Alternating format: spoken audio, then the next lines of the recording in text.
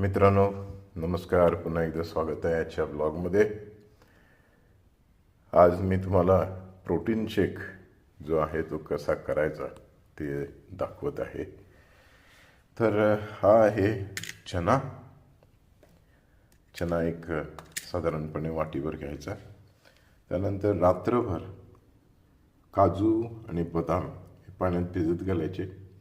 त्याच्यासोबतच पांढरे तीळ भिजत घालायचे. 2 खजूर प्रत्येकी जितक्या लोकांच्यासाठी आपण करत असाल तितक्या लोकांच्या ह्याच्यात हे प्रमाण वाढवायचं.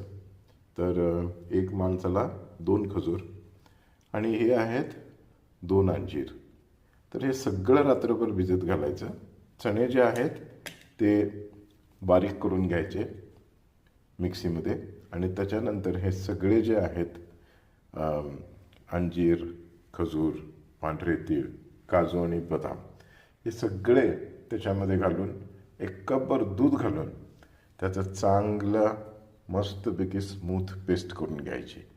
तर हे जे प्रोटीन आहे हे तुम्हाला दिवसभर चांगली एनर्जी पुरवायचं काम करतं आहे.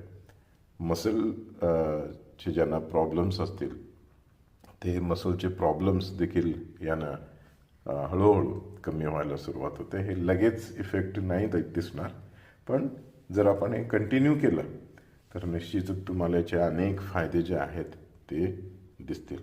तर असा हा प्रोटीन मिल्क शेक आहे.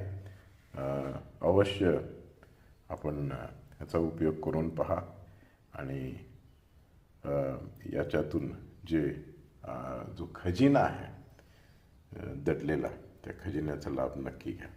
नमस्कार.